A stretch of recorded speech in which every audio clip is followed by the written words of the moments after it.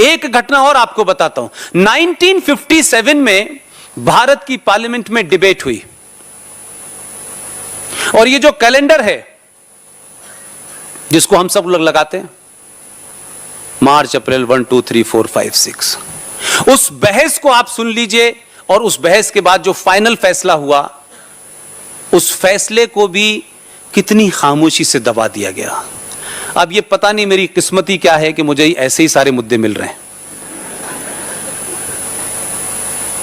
उसमें कहा गया कि जब ये कैलेंडर बनेगा, जो भारत सरकार कैलेंडर जारी करेगी, उसमें जो आपका हिंदू कैलेंडर जिसे आप कह सकते हैं, हिंदू तिथियां कह सकते हैं, क्योंकि मैं तो उसका नाम जानता नहीं हूं, क्या बोलते हैं उनके बारे में, क्या क्या बोलते हैं ना, महीनों के बारे में जो बोलते हैं मुझे वो, उसमें यह कहा गया कि यह मेन गिनती होगी, कैलेंडर की डेट जो है वो मेन ये होगी और अंग्रेजी कैलेंडर की डेट उस चौकोर खाने में छोटी होगी।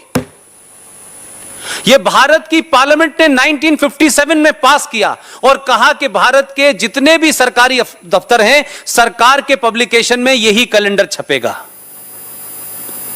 सच बताइए, कैलेंडर देखा आपने 50 साल में?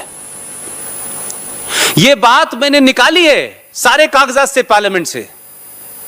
महाराष्ट्र के कुछ लोग लड़ रहे थे, फिर उनसे पता किया, यह 57 में ऑर्डर हो गया था कि कैलेंडर ये इस तिथि से चलेगा, भारत की संस्कृति इसी से जानी जाती है और इसी से दिन का, पंचांग का, इस देश का, उस त्योहार का सब पता होगा। लेकिन आपको अंग्रेजी कैलेंडर बताया जाता है और जो आपका कैलेंडर है उसको छोटा छापा जाता है। इसके खिलाफ तो सुप्रीम कोर्ट को भी ऑर्डर लेना चाहिए, संज्ञान लेना चाहिए कि नहीं लेना चाहिए?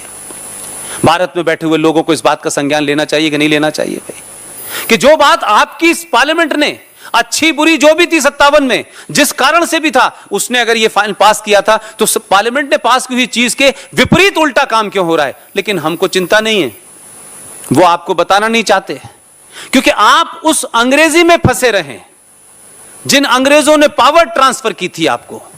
क्योंकि पावर ट्रांसफर करने से जो कलेक्टर थे वो चले गए, जो कंडक्टर थे उन्हें बिठा गए,